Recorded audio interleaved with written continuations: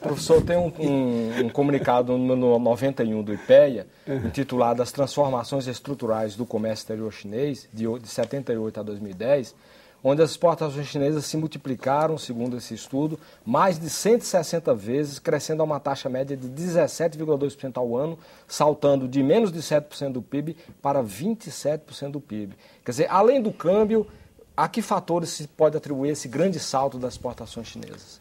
Uma política muito pragmática, atração de investimentos estrangeiros, como já disse. Não, a China não tinha capital. Quando eu voltei para a China pela primeira vez em dezembro de 82, a China era muito pobre. O aeroporto de Xangai, que hoje é aquela maravilha de Beijing, de Xangai era um galpão. Não tinha nem carrossel de malas. Botava as malas embaixo da asa do avião, para não molhar se chover, né? E você ia buscar a sua mala, né? Não tinha ruas largas, não tinha prédios altos, a não ser aquelas que foram construídas antes do Mao Tse-tung, né?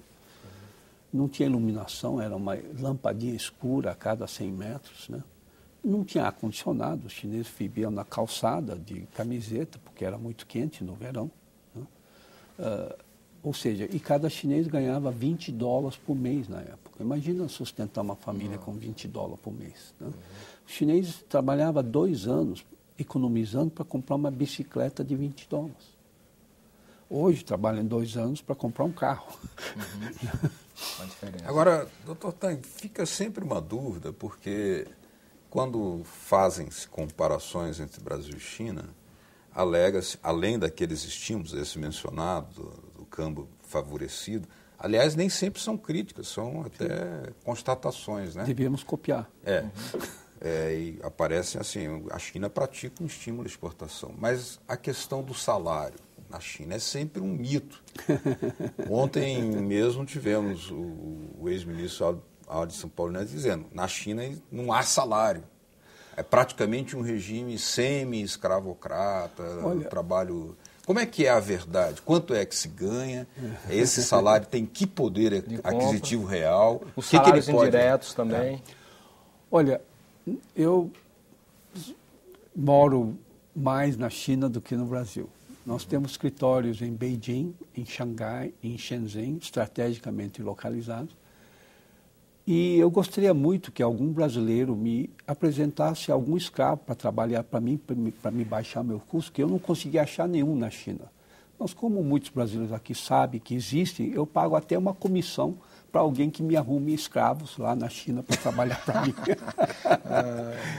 Bem, a verdade é, como todos sabem, o custo chinês está aumentando. Que o governo está querendo redirecionar a economia, saindo não só depender de exportação e direcionar mais ainda para o consumo interno. Então ela precisa melhorar a renda do povo chinês. O salário mínimo na China varia um pouquinho de região para região, mas em torno de $150 a $250 mês.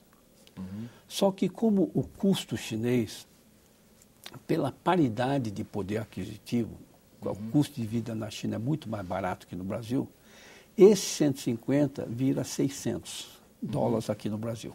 Que aqui no Brasil, porque, sabe, quando me perguntam por que o custo dos produtos chineses são tão baratos, eu sempre pergunto por que o custo dos produtos brasileiros são tão caros. Né? Nós sempre pagamos mais por tudo. Quer dizer, o salário mínimo que o senhor mencionou de $150 seria correspondente a $600 no Brasil. Aqui no Brasil, pelo poder aquisitivo. Pelo poder aquisitivo. Né? Então, você vê que, é como eu disse, né, no meu artigo eu disse do IPI, né, que além de vamos dizer, direcionar investimentos que seriam para o Brasil, para os nossos vizinhos e países africanos, quando proibimos a compra de terra por estrangeiros, o recente aumento de taxa de IPI, sabe que tem umas 4 grandes montadoras chinesas querendo se instalar no Brasil, além de montadoras da BMW, do Japão e de outros países, não é só China.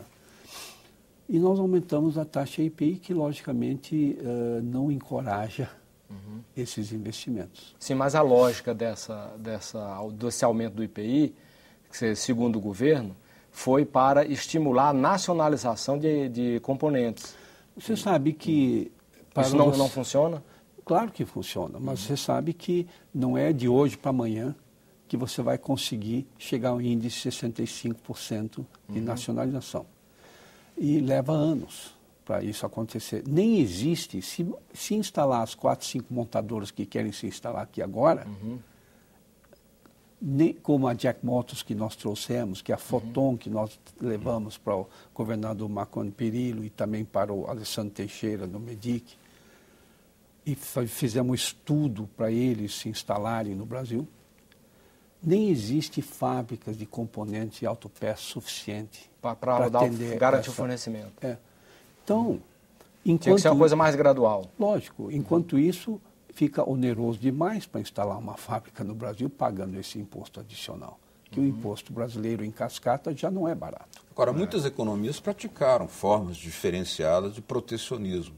No caso da China, ela abandonou qualquer tipo de protecionismo, mesmo de setorial? Como eu falei, até 1º de janeiro de 2008, se você era estrangeiro, você pagava menos imposto do que o nacional. Então, essa medida serve mais para proteger os antigos estrangeiros, né, contra os novos estrangeiros que querem vender produtos melhores, mais baratos para o povo brasileiro. Aí a gente consegue vender para que os antigos estrangeiros possam continuar vendendo carroças a preços muito altos. Você vê a Chery QQ, que custa R$ 23.900, vem com airbags, direção hidráulica, ar-condicionado, vidros e travas elétricas, né, completa por R$ 23.900. A opção sua por esse preço é comprar um Uno Mille modelo antigo sem nada. Então, por que o povo sofrido, o povo brasileiro, sempre tem que bancar os monopólios, oligopólios e os jurássicos que a gente tem? Proteção não ajuda a indústria nacional. Proteção cria o Parque Jurássico Nacional Industrial. Nós temos competitividade, competição é saudável.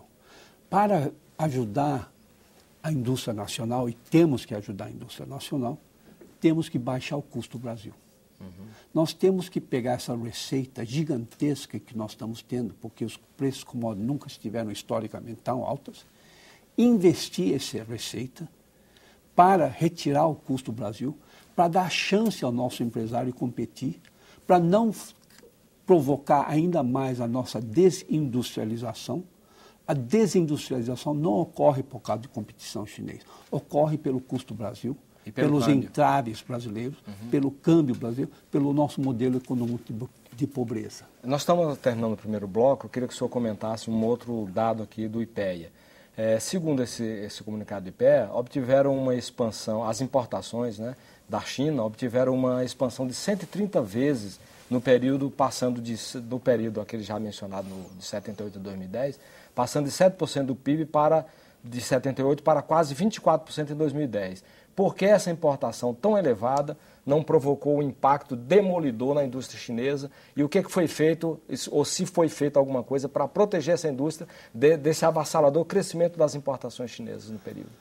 Olha, a China vai importar cada vez mais, né? Você tem que entender que as importações chinesas, a China muitas vezes é um entreposto onde ela importa produtos estrangeiros, adiciona valor e reexporta. Dá um exemplo, por favor. Bem, eletrônicos, eletroeletrônicos? A China importa minério de ferro, fabrica aço e exporta o aço de volta para o Brasil.